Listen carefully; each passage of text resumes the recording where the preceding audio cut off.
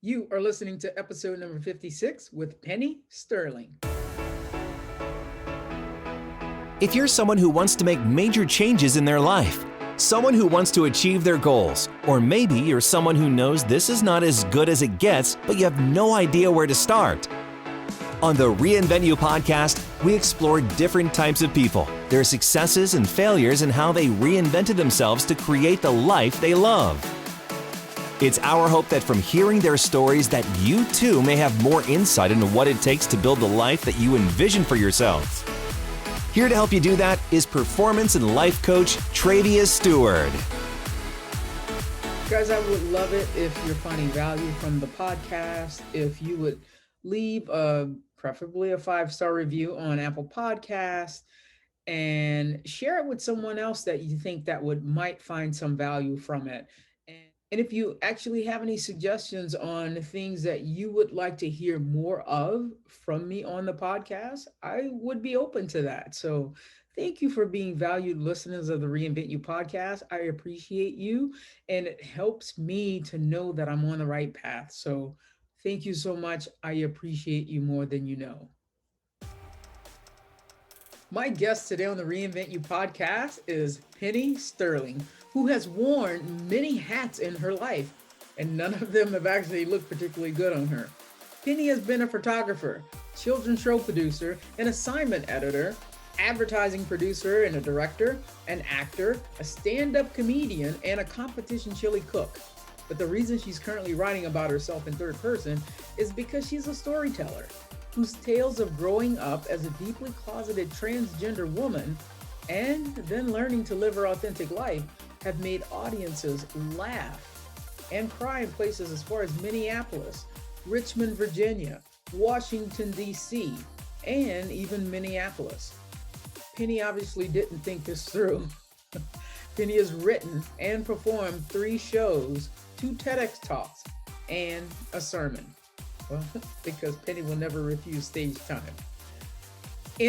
On the show today, Penny and I delve through lots of things. Penny tells her story so sincerely, so passionately. We talk about Penny's story of living as a cisgender man for 50 years. We talk about the difference between transgender and cisgender. When Penny knew something was off. The struggles that Penny endured when she lived as a man before she decided to live her true authentic self. When she decided to really, really live. What's going on in her world today? What is the work that she's doing today? How to connect with Penny and so much more. You don't want to miss a moment of this episode today. So join me today as we dive right into this episode with Penny Sterling. All right, Penny Sterling, welcome to the Reinvent You podcast. And the second I said that, because you just gave me permission to ask the dangerous questions, I don't know, there was a sense of nervousness that actually honestly came over me. So before we really get into the meat of it, I would ask you to introduce yourself to my listeners. Who is Penny Sterling as we begin to get to know you? Hi. Okay, so I am Penny Sterling. I am transgender, which explains why I'm built like your dad and I dress like your mom. I've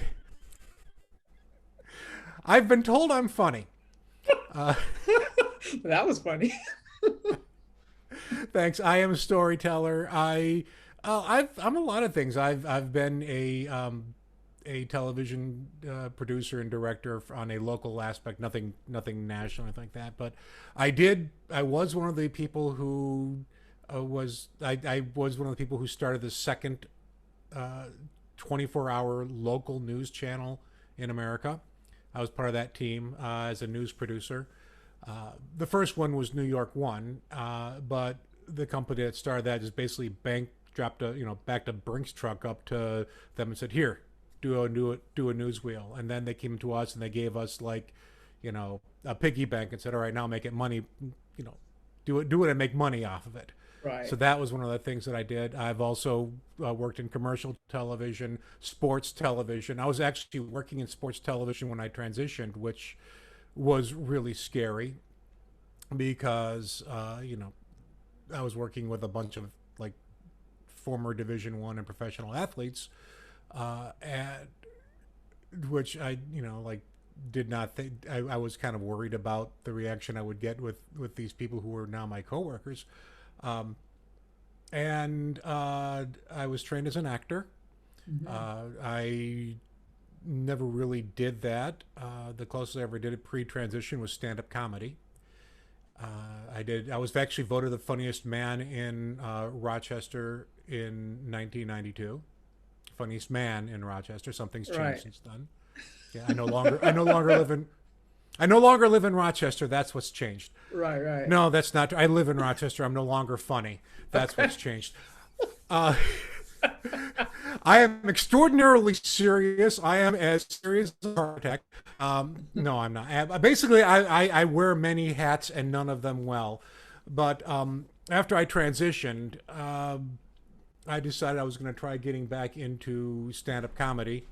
And I did a couple of open mics, and I quickly realized that I was trading truth for laughs, and I didn't want to do that. Hmm. So there's a fringe festival in Rochester, and I figured, well, I'll just because I was also like going. I also came out on Facebook and Twitter, and people, old friends, were like, how long has this been?" And were asking me questions. And so I started answering them, and they're like, "You should write a book." And I'm like, "I don't want to write a book." Right.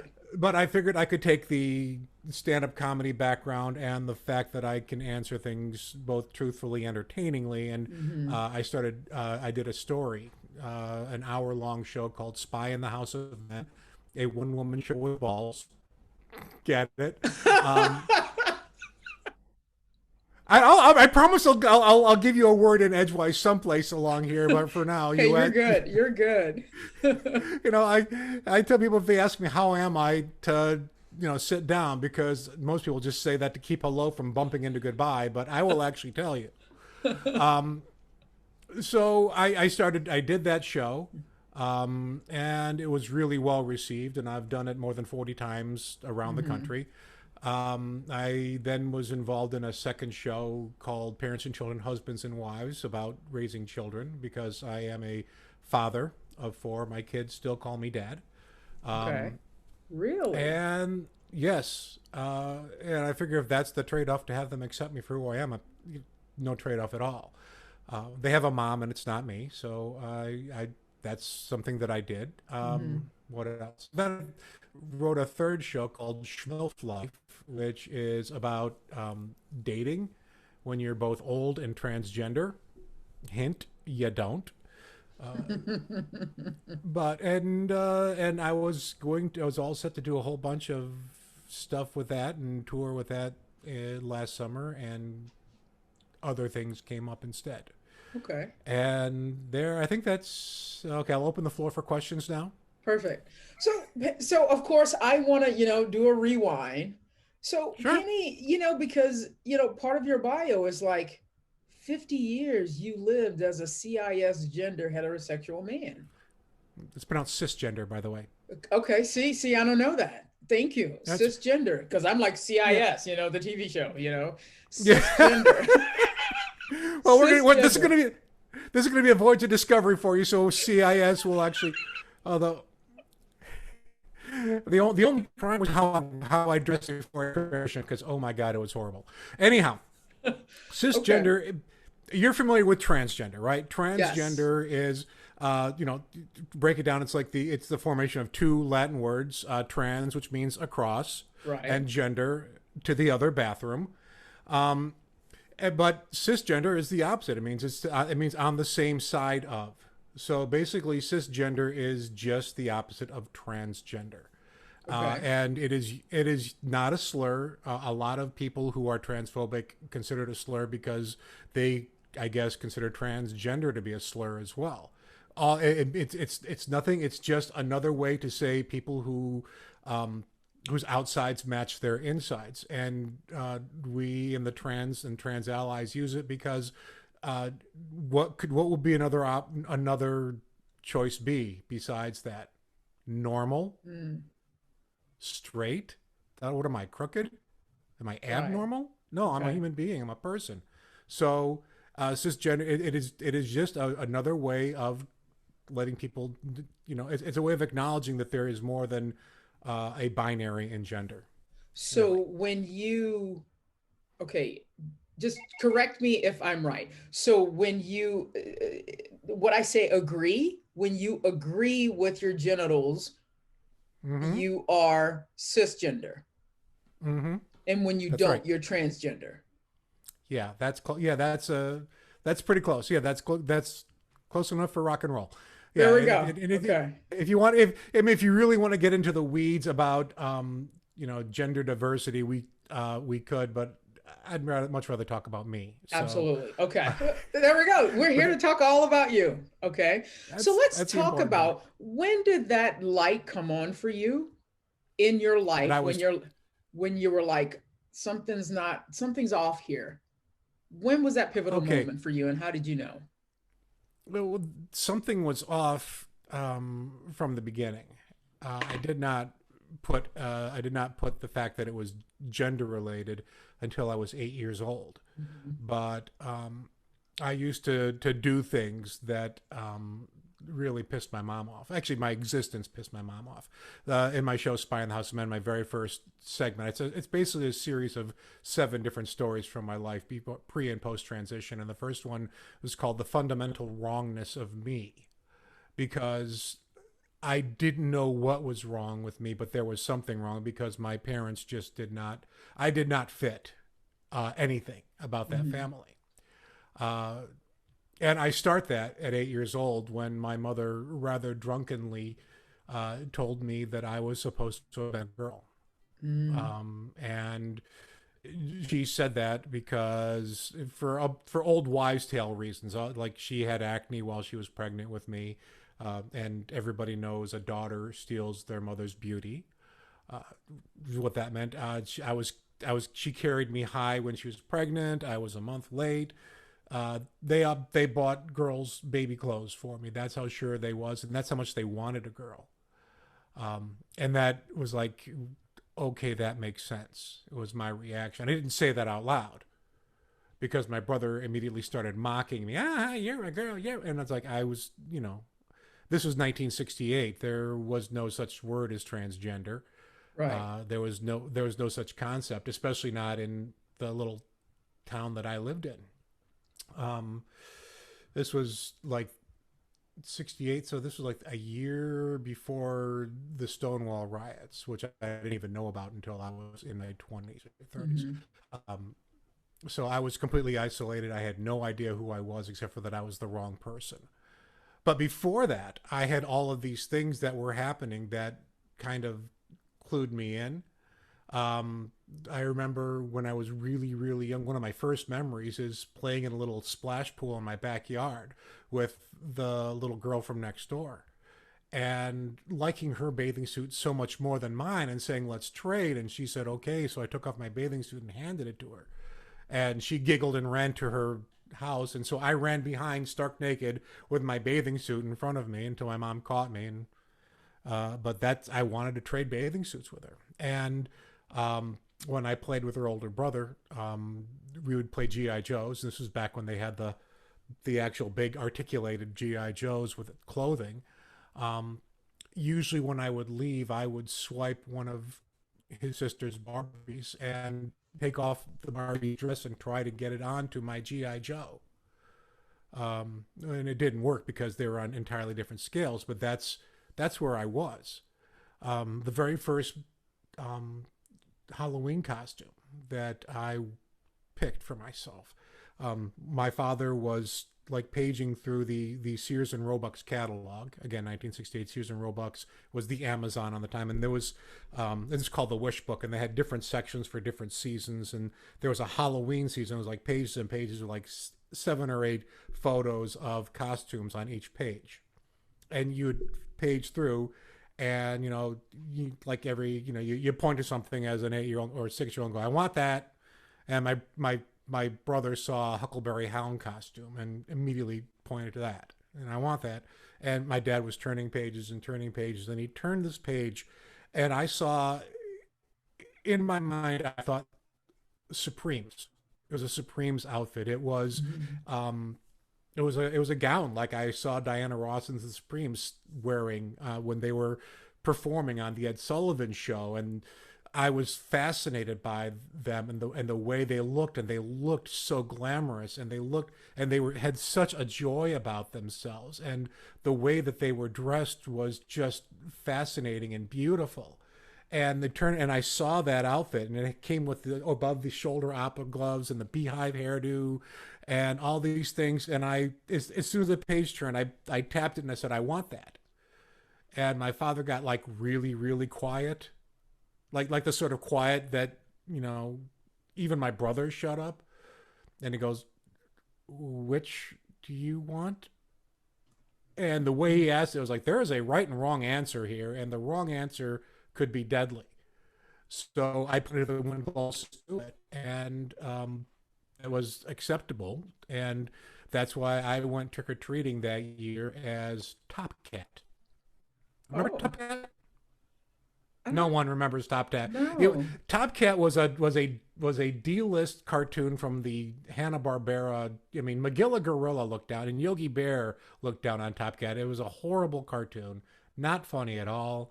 But I was wearing my Top Cat because that was, and that was my life, basically, doing things because I was supposed to do them, because I would find other, which is why I called it Spy in the House of Men. I would watch what guys did, and I would do my best to imitate them and, like, not know why.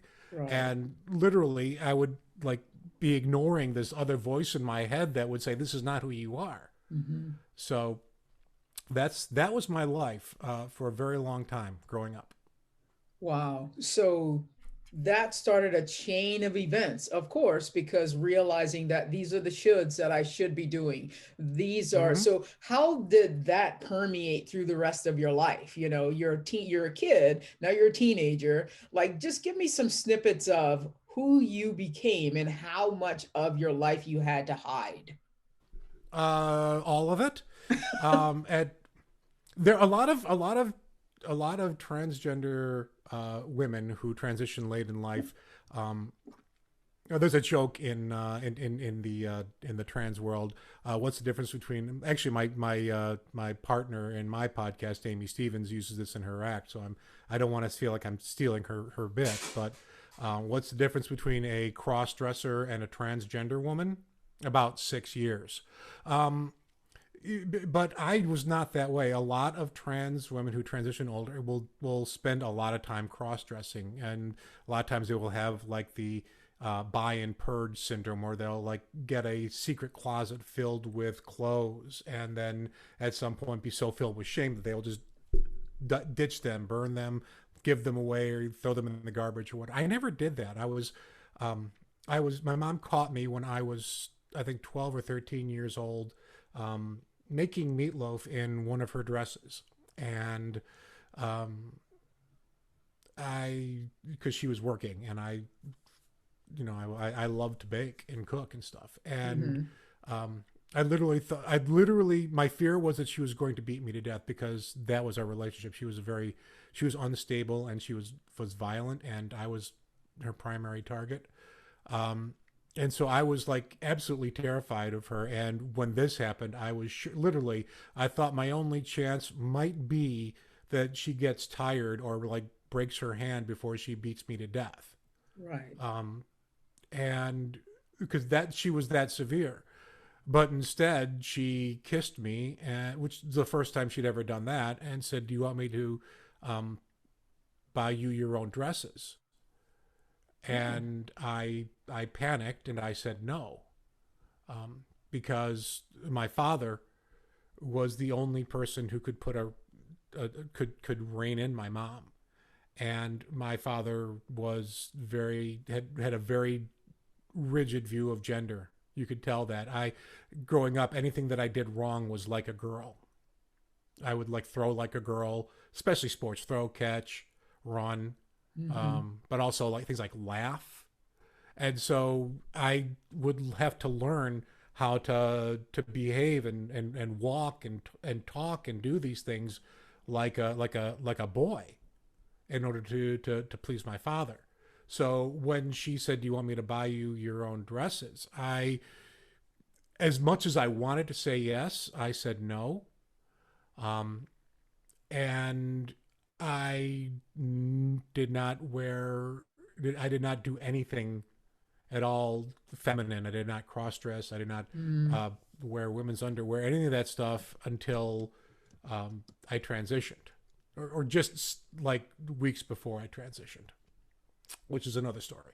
right. But yeah, so yeah, and then I just doubled down on my masculinity at that point. Mm, And literally that summer after I did that, I grew 6 inches um, taller, and my voice dropped a half an octave, yeah. uh, which is like I was almost, which is almost like my body was waiting for me to decide what I was going to do. And then, Right. so they, well, we got all this testosterone. Here you go.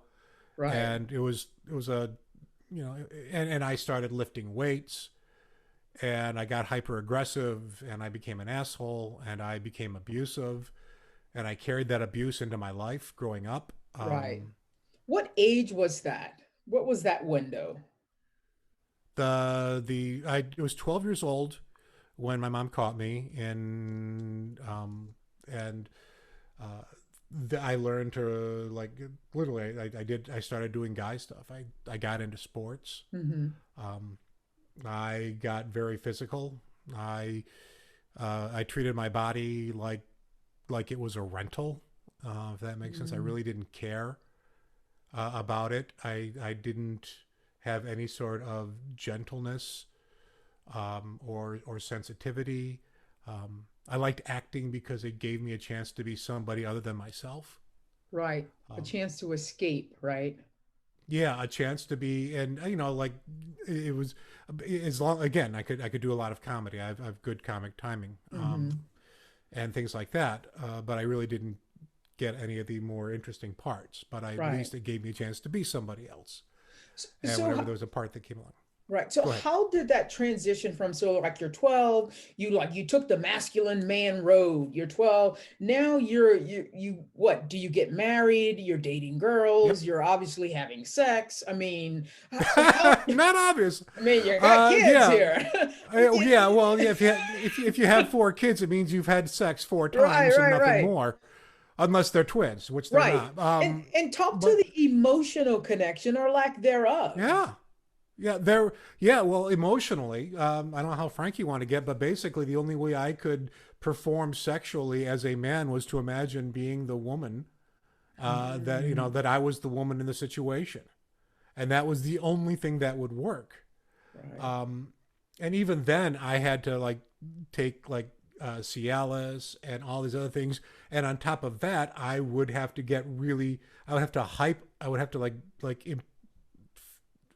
think about and reinforce the masculinity and the so I would use adrenaline, and I would use aggression in order to, like, force the testosterone to overcome the mental block of, being the long, use an acting metaphor, being the wrong character in the Mm, performance. mm-hmm. um and so be I found I rarely had sex. I mean, this is the pre-AIDS sexual revolution. When everybody was having sex, which is when I came of age. I didn't kiss a woman until I was in college. I was a sophomore in college, and I was drunk off my ass. Um, and I was it was a Halloween party, and I was sitting next to a slutty witch, and I was telling her how cute her outfit was, and I was like, really, and uh, she and I kissed, and we made out, and that was the very first time I kissed. Mm-hmm. I didn't kiss anybody sober, and I would have to get drunk to kiss women. I didn't kiss anybody sober. Uh, my ex-wife was the first person that I kissed sober. For, and I basically avoided sex as much as possible. Although my body craved it, I avoided it because it was in the wrong. It was the wrong. I was the wrong part. I was in the wrong role. Right.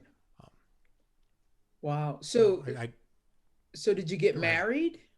Yes, married and divorced. I Okay. have 4 children.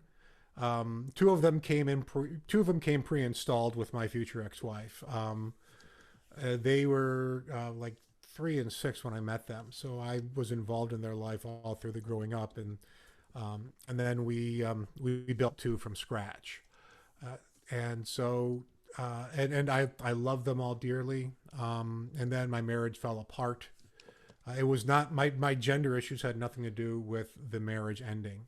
Hmm. It was a combination of things.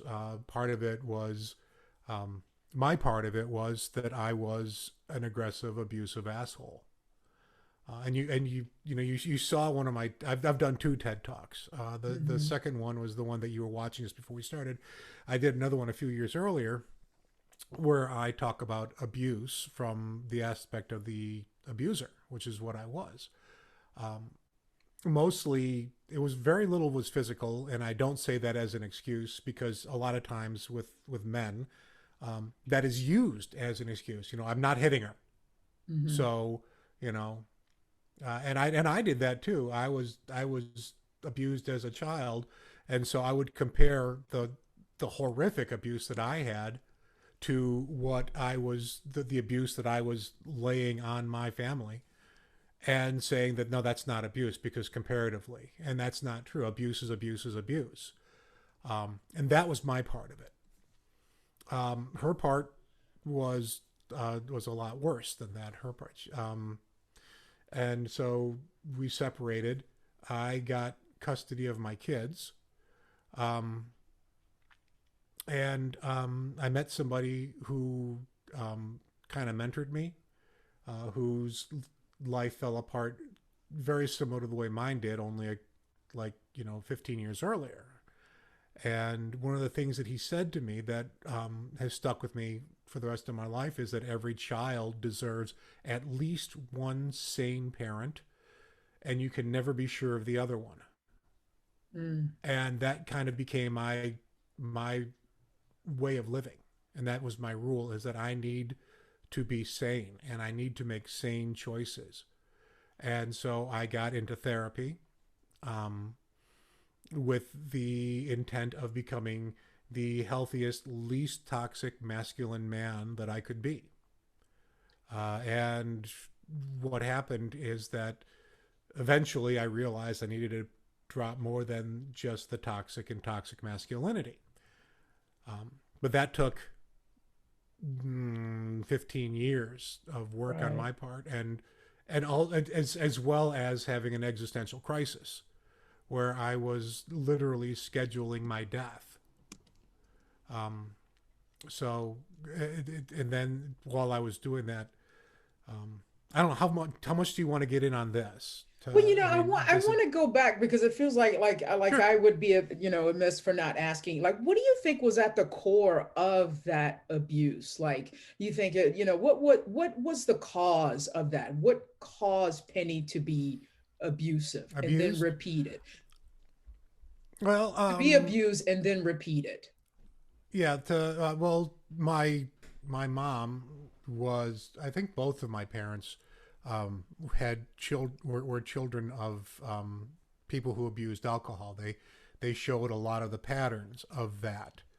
Um, and my father never talked about his family life growing up and what his Mm. life was like. So I could only imagine what they were. But he was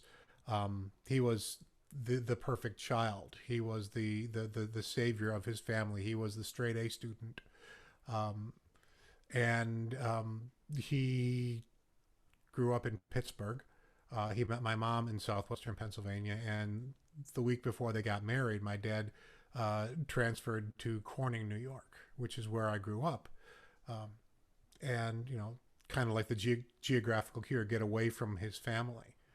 And so uh, he really and he was very much very rigid, and like he told my mom was would tell me stories of the abuse that my grandfather on her side would heap on her three brothers and never talk about herself, about the abuse that she got. And so I assumed that she didn't get beat up and physically abused like her three brothers. And it wasn't until I was much later in life that I began to suspect that the abuse that she had was probably far worse. And she couldn't even talk about it. But she would say things like, women don't enjoy sex. So, she would say that to me growing up. So that was kind of, and she never thought that she was going to get married. She thought she was damaged goods. And so when my father asked her to marry him, she basically decided that she would do anything to save that marriage. And that included blindly agreeing to anything that my father asked. And my father only had three demands. He wanted the house to be clean when he got home. He wanted his children to be clean when he got home, and he wanted food on the table when he got home. And any sane woman would have said, okay, pick two, and if one of them is kids, only if you help out. But she didn't, and so she needed to have the house perfect and the food perfect and the children perfect, and I didn't fit that. And I was a second child. My brother was very quiet and studious, and I was rambunctious, and I would crawl. That was the first thing that I was ever punished for, was actually crawling. She told me, kind of amused, you would never sit still. I just get so angry at you. Having been a parent, that's what kids are supposed to do. But I got beaten for it because I was the frustration point. Mm-hmm. I was the straw that broke the camel's back, and my brother, who was is brilliant, would see that and recognize that as long as he kept my mother's anger on me, then he would skate. And so that's where it came from. It was that there was no such thing as mental health back then. I was actually threatened with it. You haven't gotten to that in my TED Talk. I talk about that a little bit too. Mm-hmm. But, I was literally, she'd say, if you don't straighten up, I'm going to get your head shrunk. Yeah. Because they called psychiatrists shrinks back then. I didn't realize it was a metaphor. And considering the things that happened to me, actually doing something like that was not out of the realm of possibility. Mm-hmm. So yeah, it was hell, former child recalls. But it was because she was abused herself, quite frankly. And my father was too, and he shut himself off. He was like the champion of ignoring pain. Mm-hmm. He considered pain to be a weakness, and it killed him. He had a heart attack, a series of heart attacks, and he was playing volleyball while suffering a series of heart attacks, and he died on the court at 50 when I was a senior in high school. And so I don't really know that much about my dad's side of the family. Mm-hmm. But I can assume that my both grandfathers were pretty horrible. Right. And so my parents were the products of that. Okay. Well, my goodness, we're going to get into some happier stuff after I ask you one more thing. Good night. Ask away. I'm sorry. So, this is, I'm hoping that it's something that could help, one person. I always think about these episodes asking the kinds of questions that if it helps one person get through something, mm-hmm. It's helping. And so I did take a scroll. I did send you a friend request, which you haven't answered yet, but I know you will. But I did scroll down your Facebook, and there's a post that you have on there, like that you posted on April 29th, and you were referring to April 28th, where you said, I just now realized that yesterday was the day in 2014 that I went from planning the end of my life to living the rest of my life. Yeah. What did you mean by that? Can you expound? Would you mind expounding? I don't mind at all. I Okay. don't mind at all. I'm kind of the same way that you are about all this stuff. Yeah. Which is one of the reasons why I use so much comedy, Hmm. is because I do get into heavy shit. Um, but yeah, on that day, um, okay, so I was a single parent and I was raising my kids, and they are fantastic. The time I spent raising them, even though it was really, really hard, we didn't have a lot of money Hmm. um, for a number of reasons. Every moment with them has been pure joy. And they were growing up, and they were getting to the point where they're going to be moving out. And uh,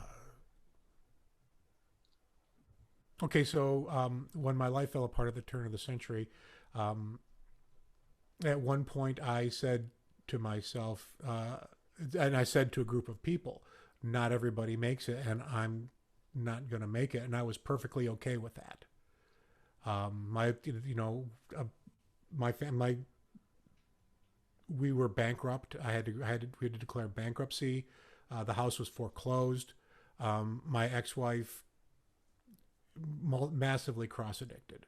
That's I've been trying to avoid it, but and she emptied out the bank account, and then she um, destroyed one of our cars. And then we rented a house, and I couldn't afford that anymore because a lot of it was me just trusting and hoping that she wasn't the addict that it was increasingly sure that she was.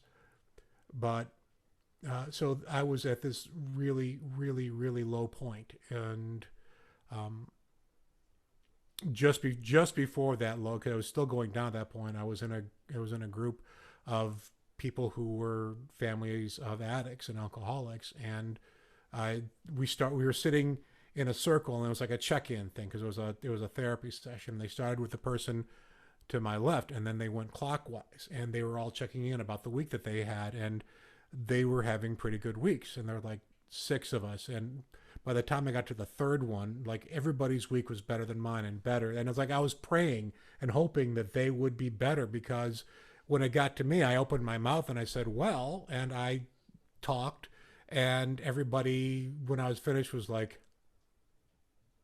and I said, I win, because my life was worse than anybody else's. If I couldn't have the best life, then I was going to have the worst life. And that's when I started getting, that was like the moment where I started getting help. Um, and I started actually being aware that I had children and that I needed to be that sane parent. But now my kids were looking at college. They were in high school and looking at college. And my oldest was about to go into college. And so about 2 years before that, I was recognizing that that end was coming. And so I looked in the calendar and I figured, okay, August of 2020 was when I was going to kill myself, because my youngest would be graduated, and they would be out of the house, and you know, and I would be able to do it at a date and a time when it was not near any holidays or birthdays, so that there wouldn't be any, I wouldn't ruin anything for anybody else. Um, and then in 2014, I was like, okay, that's really far away. Um, and so I started waiting to say, so I'll do it in 2000 and 2016, when my daughter is out of high school, because at least she'll be out of high school and she'll be in college. And so, because my father died when I was a senior in high school, and it was really, really hard on me. And then in April, I was thinking, okay, well, my dad died in my senior year of high school, and, you know, I turned out okay, Hmm. except for the fact that I am sitting here now trying to make a calendar item of my death. And that was one part of what was going on.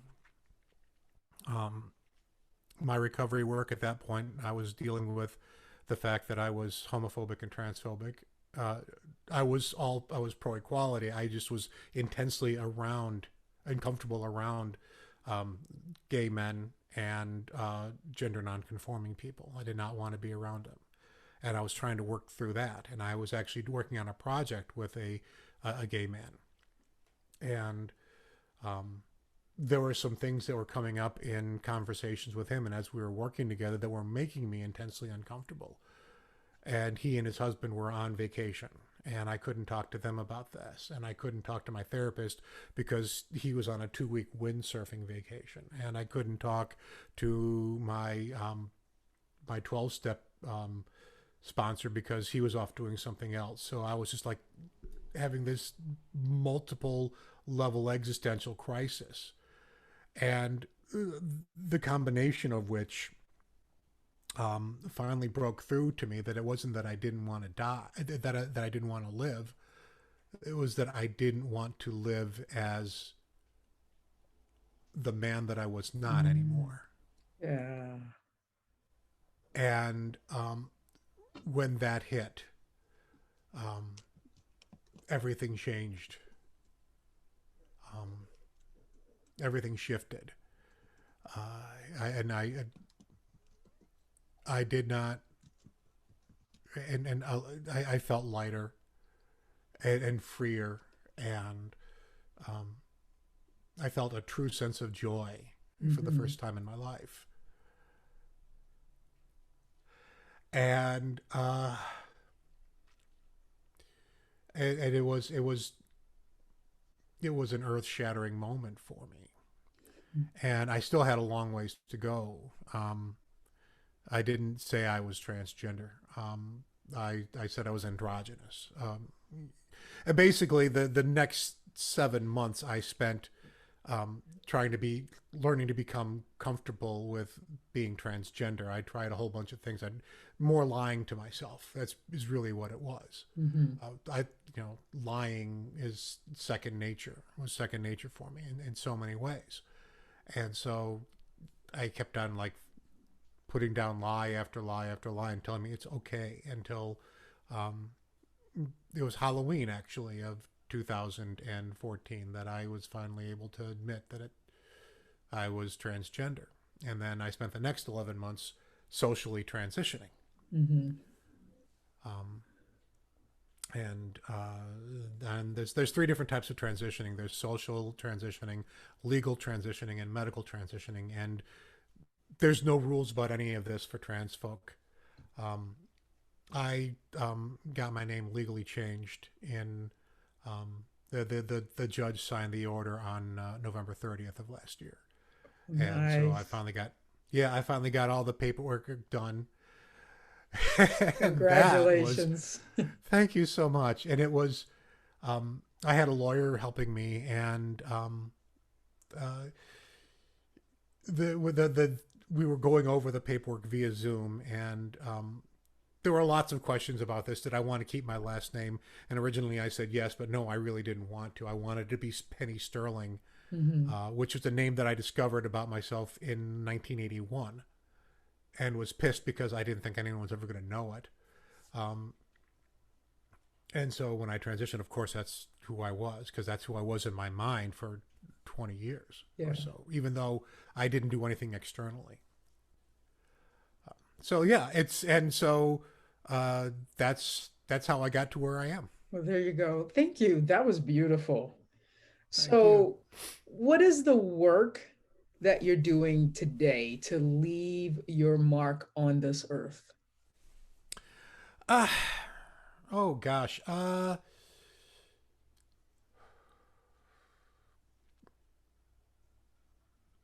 work that I'm doing, a lot of it is being present in the world, being sometimes radically present in the world,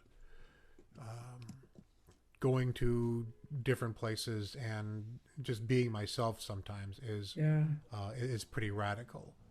Making myself open to even the uncomfortable questions, and a lot of times one of the questions that gets asked a lot is, "Have you had the surgery yet?" And I said, well, yeah, I had my wisdom teeth out. Is that the Of surgery you're course. talking about?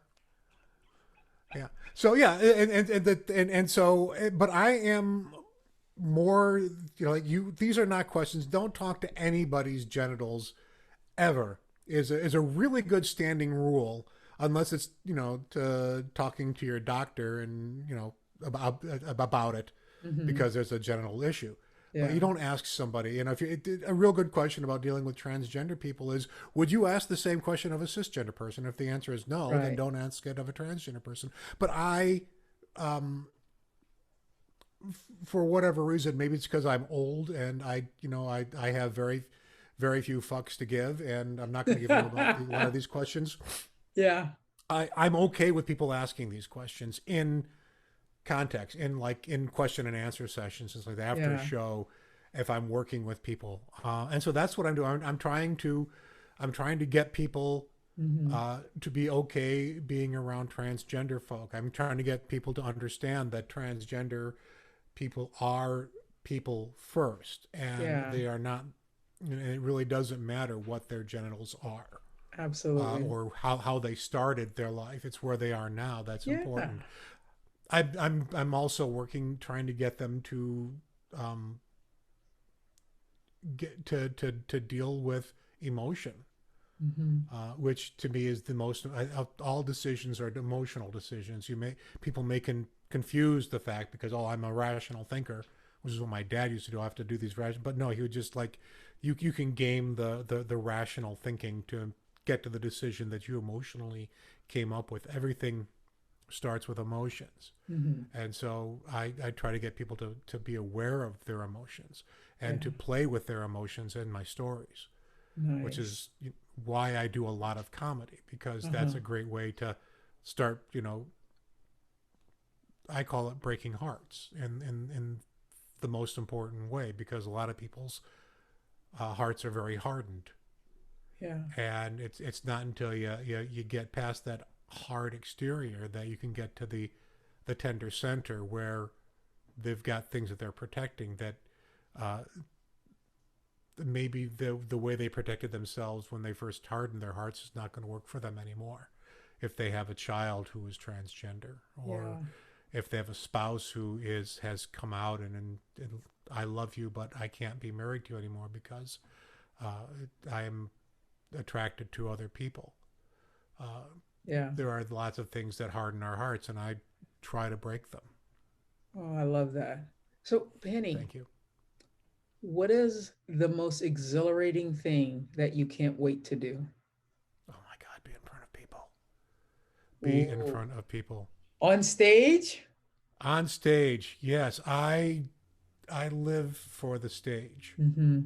Um, I have been able to, you know, with my work, I've always wanted to perform. I've always loved performing. I've loved Yeah. acting and doing things. There are very few roles for older yet still vivacious transgender women. Believe it or not, I can't imagine why there are. That's to say.